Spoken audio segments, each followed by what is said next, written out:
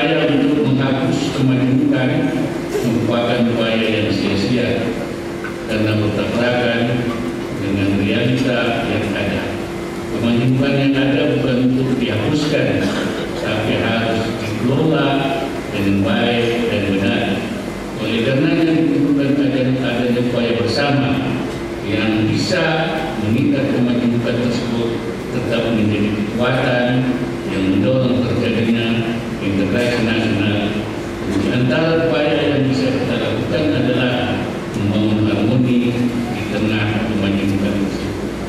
Dalam upaya membangun harmoni perlu adanya satu koridor yang bisa membingkai kemajemukan tersebut, sehingga potensi konflik yang ada tidak berkembang menjadi disharmoni dan disintegrasi. Bingkai yang dimaksud itu adalah bingkai politis, sosiologis, dan yang tidak kalah pentingnya adalah bingkai politis, dan yang tidak kalah pentingnya adalah bingkai teologis. Sejarah telah mencatat bangsa ini telah mengambil kebijakan politik bahwa bentuk dari negara bangsa ini adalah negara kesatuan Republik Indonesia NKRI dengan Pancasila, sehingga falsafah dan undang-undang sebagai falsafah negara dan Undang-Undang Dasar 45 sebagai konstitusi.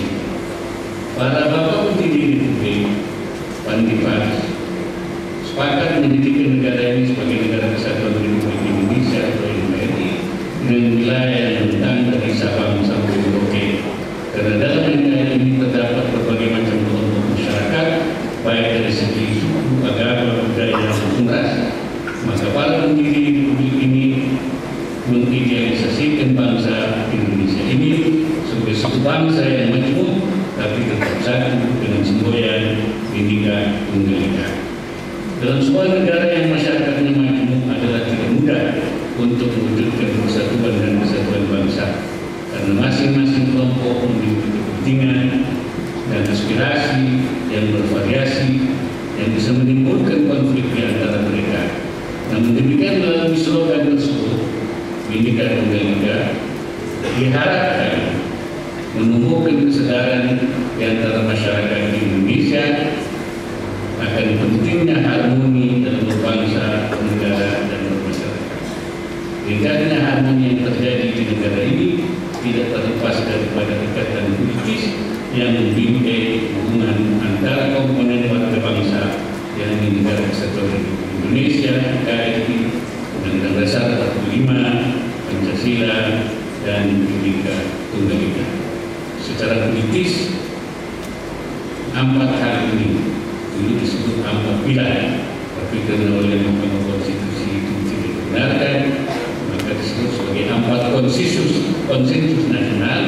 Secara politis memang sudah selesai, tapi secara implementatif di dalam kehidupan masyarakat berbangsa bernegara masih harus diperkuat dan harus diintensifkan. Bingkai yang kedua adalah bingkai yuridis. Konstitusi menyatakan negara ini didirikan sebagai negara hukum. Sebagai sebuah negara hukum, tentu saja punya seperangkat peraturan undangan yang mengikat bagi semua warganya, termasuk hukum yang mengatur agar terhindar dari adanya konflik. Konflik berskala masif dan non masif tidak terjadi begitu saja.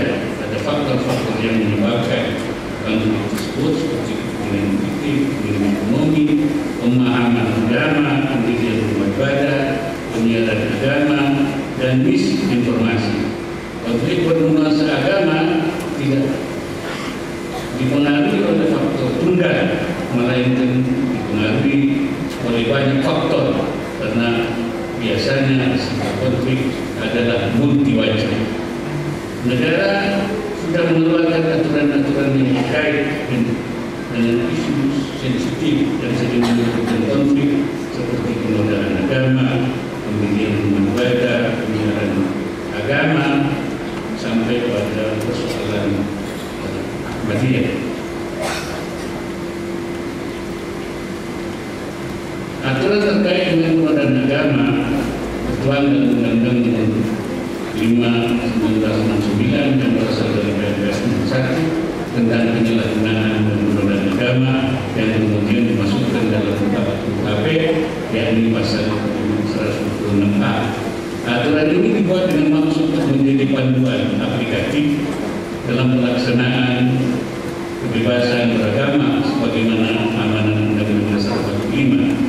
Sungguh pun kebebasan beragama dijamin oleh konstitusi, tapi dalam aplikasinya kebebasan yang dimaksud bukanlah kebebasan mutlak tanpa yang batas. Kebebasan yang dijamin oleh negeri ini adalah kebebasan yang ada batasannya. Pembatasan yang ada dimaksudkan agar terwujud ketertiban, keamanan, serta menghindari penodaan agama dan konflik antar umat beragama. Keberadaan Undang-Undang 1 PNPS 65 menuai pro kontra. Ada yang menyebut bahwa aturan tersebut sudah tidak kontekstual dan syarat dengan pelanggaran hak asasi seluruh cabur. Maka muncul inisiatif dari berbagai kalangan untuk melakukan uji materi terhadap undang-undang tersebut di Mahkamah Konstitusi, namun tuntutan tersebut ditolak secara keseluruhan oleh Mahkamah Konstitusi. Artinya undang-undang tersebut masih tetap berlaku dan melindungi setiap warga negara. Aturan terkait pendirian tempat ibadah pemerintah mengeluarkan keputusan bersama SKP Nomor 1 Tahun 2009 tentang pelaksanaan tugas aparatur pemerintahan dalam menjamin ketertiban dan kelancaran pelaksanaan, pengembangan dan ibadah agama oleh pemerintah. Namun dalam pelaksanaan di lapangan masih tetap ditemui berbagai kendala sehingga tetap memicu adanya konflik. Dan pemerintah mengeluarkan peraturan bersama Menteri Agama PPN Nomor 9 dan Nomor 8 Tahun 2006 tentang pedoman pelaksanaan tugas kepala daerah dalam pemeliharaan kerukunan umat beragama, kepercayaan kerukunan umat beragama, kemudian rumah ibadah. Substansi PPN tersebut merupakan kesepakatan dari majelis-majelis agama, yaitu MUI, PBNI, PBNI, PAD, PADUPI, yang kemudian dikeluarkan dalam keputusan bersama Menteri Agama dan Menteri Dalam Negeri. Sedangkan aturan terkait dengan tata cara penyiaran agama dan bantuan luar negeri kepada lembaga-lembaga keagamaan di Indonesia telah ada SKB yang diterbitkan tanggal 2 Januari 1999. Peraturan pendukung lainnya juga terlihat dengan sederet kebijakan seperti Keputusan Menteri Agama Nomor 4 Tahun 2008 tentang pelaksanaan dakwah agama dan mulia sunnah, melalui radio surat edaran Menteri Agama Nomor 472 1981 terkait penyelenggaraan peringatan Hari Besar Keagamaan terkait aturan tentang penodaan agama, misalnya SKP Menteri Agama, Jaksa Agung dan Menteri Dalam Negeri tentang peringatan dan perintah kepada penganut anggota dan anggota pengurus Jemaah Ahmadiyah Indonesia (JAI) dan warga masyarakat. SKP tersebut berisi larangan penyebaran dalam media dan bertentangan dengan pokok-pokok agama. Inti yang ketiga adalah biaya sosiologis, menyembuhkan etnis dan kultur yang ada di Indonesia, memberikan kekayaan kearifan lokal untuk mencegah terjadi konflik yang ada di setiap daerah di negeri ini. Karakteristik masyarakat Indonesia yang cenderung komunal masih dianggap efektif dalam menggunakan kearifan lokal sebagai peranata dalam mengurai konflik yang terjadi di daerah tersebut. Bahkan dalam beberapa kasus, sebuah konflik yang sulit diredam dengan menggunakan pendekatan politis atau politis formal segera meledak ketika diurai menggunakan peranata kearifan. Beberapa contoh kearifan lokal yang dapat direvitalisasi sebagai media mencegah konflik, yaitu Pela Gandong, Saya Bumi Dua, juga yang dari Lampung, Prosolidro dari Jawa, Nubetan masyarakat Dayak, Bakar Batu di Papua, dan lain-lain. Revitalisasi kearifan lokal ini memiliki kontribusi dalam upaya mencegah konflik di masyarakat karena kearifan lokal ini sepakat sebagai nilai-nilai budaya yang baik yang tidak membeda-bedakan antar agama. Bergesernya masyarakat yang lebih modern semakin meminggirkan budaya dan adat istiadat sehingga diperlukan revitalisasi kearifan lokal agar tetap menjadi kesadaran bersama masyarakat dalam menjaga kelestarian tatanan sosial masyarakatnya yang harmoni, rukun, dan damai. Nah, bingkai yang keempat adalah bingkai ideologis. Bingkai ideologis ini dari masing-masing agama diharapkan dapat menjadi berkah sehingga muncul harmoni dan saling memahami di antara para pemeluk agama. Landasan ideologi dari masing-masing agama dapat dijadikan untuk menumbuhkan harmoni di antara pemeluk agama dan sekaligus menjadi keutuhan dan kesatuan nasional. Bingkai ideologis yang dibangun adalah teologi kerukunan, bukan teologi konflik. Untuk mewujudkan integrasi nasional diperlukan kehidupan yang harmonis antara seluruh warga negara, walaupun berbeda agama, ras, dan suku. Kehidupan yang harmonis ini akan mewujudkan stabilitas nasional yang kokoh, dan hal ini akan sangat kondusif bagi perencanaan pembangunan dan ekonomi dan sosial budaya secara umum. Hal ini akan terwujud jika seluruh warga negara menyadari perlunya toleransi bersama akan keragaman masyarakat Indonesia.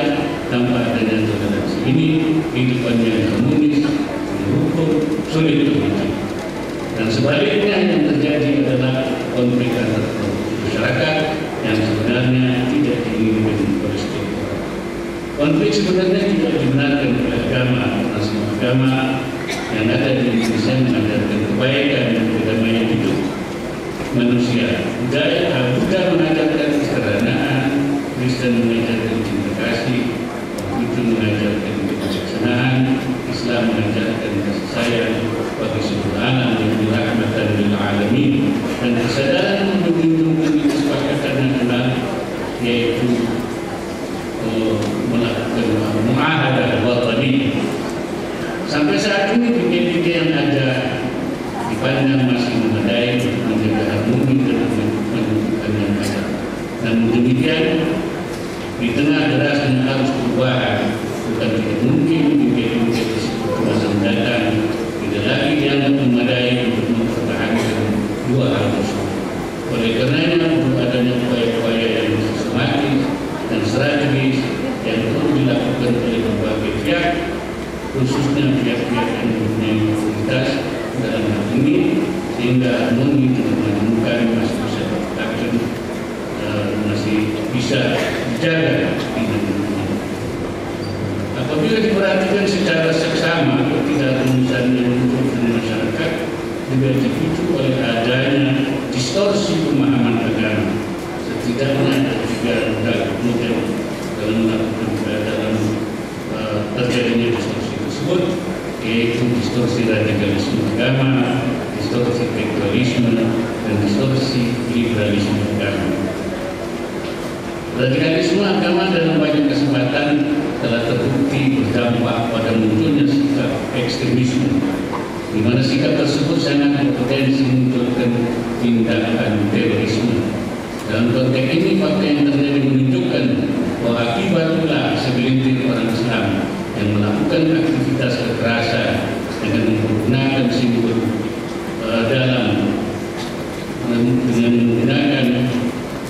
mempergunakan simbol Islam pada kenyataannya menimbulkan kerugian bagi umat Islam pada umumnya. Dampaknya umat Islam terstigma negatif akibatnya segelintir orang tersebut. Praktek-praktek kekerasan yang dilakukan segelintir orang telah dimanfaatkan oleh pihak lain untuk memojokkan umat Islam secara umum, padahal hakikatnya agama Islam sama sekali tidak ada kaitannya dengan gerakan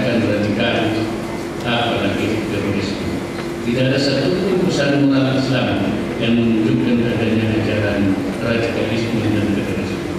Dalam konteks berbangsa dan bernegara, umat Islam sudah bersepakat bahwa Pancasila merupakan falsafah dan bentuk negara ini adalah negara kesatuan Republik Indonesia, sehingga upaya separatisme pemisahan dari NKRI oleh umat Islam dianggap sebagai pemberontak yang harus ditumpas, yang dalam Islam disebut sebagai bubar yang harus diperangi. Dan dasar agama yang dipakai oleh tokoh Islam yang juga pendiri negara adalah memposisikan umat agama lain sebagai sesama warga bangsa yang terkait dengan perjanjian kebangsaan atau muahadah atau muatafaq, karena sama bagian warga bangsa yang terikat oleh komitmen kebangsaan harus hidup berdampingan secara damai. Para tokoh Islam tidak memposisikan umat agama lain dalam posisi muqadalah atau muharabah, artinya kelompok lain yang harus diperangi, sehingga dalam perspektif Islam kelompok umat agama lain adalah merupakan sama-sama bangsa yang tidak boleh diperangi dan dimusuhi. Bahkan ada sebuah hadis Nabi yang mengatakan bahwa siapa yang membunuh Muslim yang itu berdampingan secara damai, maka tidak akan boleh surga. Dalam muahadah lam yarifah al jannah. Karena itu tidak dibenarkan dalam agama Islam membunuh sesama warga bangsa dengan alasan berbeda agama, apalagi jika hal tersebut dianggap sebagai jihad. Sungguhnya jihad dalam Islam yang dimaksudkan misalnya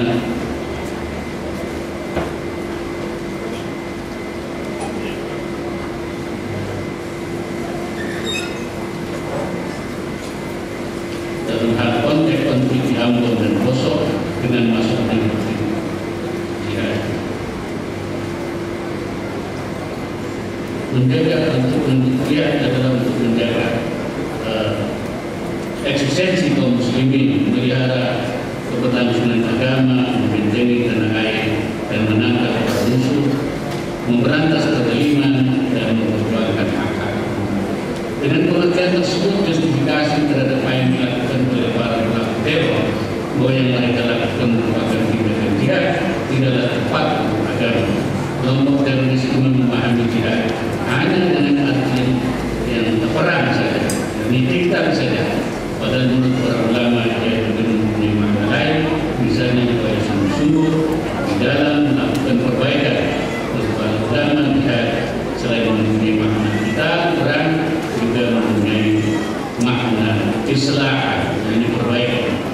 Dia adalah arti perang harus dilakukan di wilayah perang. Darul Haq, para ulama di Indonesia telah sepakat bahwa sejak merdeka pada tahun 1945 Indonesia bukanlah wilayah perang. Darul Haq melainkan merupakan wilayah damai. Darul Sulh, wilayah aman. Darul Salam dan wilayah dakwah. Darul Nafsu.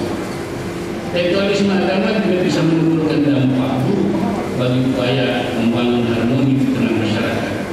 Distorsi tekstualisme ini adalah rigid dan tak memahami teks ajaran agama atau nas, sehingga menimbulkan sikap tidak toleran, intoleran terhadap pemahaman ajaran agama yang berbeda dari pemahaman kelompok.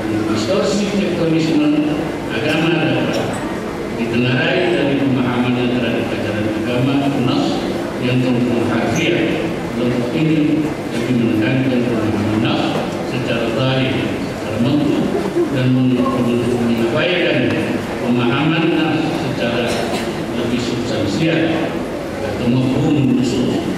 Secara priori kelompok ini menolak penafsiran dan penampilan nas yang berbeda dari pengertian zahirnya, dari bentuknya, penafsiran dan penampilan nas yang tidak didukung secara jelas sahih oleh nas lain dianggap sebagai mengada-ada atau bid'ah dhalalah. Dengan pemahaman yang seperti itu, kelompok ini banyak seberangan dengan pemahaman umat Islam lainnya dalam memahami nas yang bukan hanya memahaminya dari sisi bentuk nas saja, tapi Pemahaman agama yang hanya berdasarkan agama itu saja akan menimbulkan ketakuan dalam beragama, karena ajaran agama Islam, karena agama Islam diturunkan oleh Allah Subhanahu wa Ta'ala sebagai agama yang terakhir, sehingga apapun peristiwa dan permasalahan yang muncul seiring dengan perkembangan zaman dapat menjadikan jawabannya dalam agama. Nas keagamaan dan nusus syariah terbatas pada ayat Al-Quran dan Sunnah Nabawiyah, sedangkan masalah akan senantiasa muncul seiring dengan perkembangan zaman. Karena itu Imam Al-Haramain mengatakan, wa inna ma'adab syariah sadara min al-ijtihad. Kebanyakan syariah itu lahir dari hasil ijtihad, ya. Sehingga apabila pemahaman agama didasarkan hanya pada bentuk saja, maka jadi agama tidak akan bisa menjawab permasalahan yang muncul, karena tidak semuanya bermaksud secara jelas dalam nas. Satu hal yang tidak mungkin menjawab sumber soalan yang muncul hanya terpaku dengan bentuk nas, karena nas sifatnya sangat terbatas, sedangkan persoalan yang terjadi terus berkembang. Anna nususa mahdudah walakin al-hawadith wal nawazil ghairu mahdudah, atau anna an-nas tatanaha walakin al-hawadith wal nawazil la tatanaha. Tektonisme agama membawa dampak buruk pada fitrah umat Islam yang dipersepsikan eksklusif, kaku dan tertutup, tidak bisa menerima hal-hal yang baru. Kelompok ini juga cenderung secara frontal menyalahkan kelompok yang lain yang tidak sepaham dengan kelompoknya, sehingga sering menimbulkan benturan dan tidak jarang juga menimbulkan konflik di antara umat Islam. Dan liberalisme agama juga tidak kalah seriusnya berakibat buruk pada terbangunnya disharmoni di masyarakat. Berbeda dengan distorsi tektonisme yang kaku dalam menafsir benar, kelompok liberalisme agama menuntut kebebasan tanpa batas dalam memahami nas. Menurut kelompok ini, setiap orang mempunyai hak yang sama untuk menafsirkan teks-teks dalam Al-Quran dan Sunnah tanpa harus memperdulikan perangkat-perangkat mitologis dalam melakukan penafsiran yang dimanhaj di istimbat al-hukum. Akibatnya tekanan metodologi dalam memahami nas yang telah dirumuskan oleh para ulama dibongkar total, sehingga tidak ada lagi aturan baku dalam memahami nas. Kelompok ini berkeyakinan bahwa nas merupakan teks terbuka yang bisa dikaji dengan cara dan metode apapun, tidak harus dengan cara-cara yang atau manhaj di faham nusus sebagaimana yang telah diformulasikan oleh para ulama. Kelompok ini juga meyakini bahwa dalam memahami nas harus diselaraskan dengan masalah umum atau masalah ammah. Mereka meyakini bahwa pengertian nas bisa dihapus oleh maslahatan menambah nas dengan maslahat, sehingga apabila nas tidak sesuai dengan maslahat, maka pemahaman terhadap nas harus dirubah sesuai dengan kepentingan maslahat. Tidak ta'arud dan nas dan maslahat dengan maslahat, padahal seharusnya tidak demikian. Apabila nas bertentangan dengan kemaslahatan umum, maka nas harus dimenangkan dan diteruskan. Ta'arud nas wal maslahah dengan nas, karena jika ada kemaslahatan yang tidak sesuai dengan nas, maka kemaslahatan tersebut adalah bersifat asumtif dan semu. Maslahat adalah mauhumah, sedangkan kemaslahatan yang terkandung dalam nas adalah kemaslahatan yang pasti, yaitu maslahat hakiki. Kelompok liberalisme agama yang membebaskan penafsiran pemilihan nas dengan tanpa memperhatikan sistem dan metodologi, yaitu bukti manhajin pada hududin berlawabit, sangatlah berbahaya karena bisa menerjang makna terdalam dalam nas. Pemahaman terhadap nas yang seperti itu, walaupun sesuai dengan kehendak nas, tetaplah dengan salah dan tercela. Rasulullah SAW menfassir Al-Quran alladhi wa asaba al-haq faqad akhta. Siapa menafsiri nas dengan akal keyakinannya sesuai dengan kebenaran, maka dia tetap saja salah. Distorsi pluralisme agama ini bisa memunculkan pemahaman menyimpang lainnya, misalnya pluralisme agama. Karenanya, Majelis Ulama Indonesia menetapkan fatwa haram mengikuti paham pluralisme, liberalisme, dan sekularisme agama. Perguruan tinggi di Indonesia harus memandang serius gerakan liberalisme dan pluralisme agama ini, karena gerakan itu tumbuh subur melalui institusi perguruan tinggi yang lebih penting. Gerakan tersebut bertujuan menguatkan pilar-pilar epistemologis ajaran Islam dengan menggunakan bahasa, istilah, dan argumentasi keagamaan yang disimpangkan. Liberalisme dan pluralisme agama membawa konsekuensi ikutan yang lebih berbahaya lagi, yakni paham relativisme akidah. Liberalisme dan pluralisme agama serta relativisme akidah oleh ulama Indonesia pandang telah membelokkan ajaran Islam sedemikian rupa sehingga menimbulkan keraguan umat Islam terhadap akidah dan syariat Islam, tasbih umat dan akidah mustaqimah, serta merumuskan umat ke dalam kesesatan atau umat dengan afkar yang batilah. Tiga distorsi di atas dalam banyak kasus menjadi penyebab terjadinya ketegangan intern umat Islam di tengah masyarakat, bahkan pada beberapa kasus sampai pada tahap konflik dan kekerasan fisik. Karena itu perlu dilakukan upaya untuk menekan jangan sampai distorsi pemahaman agama tersebut menyebar di kalangan umat Islam.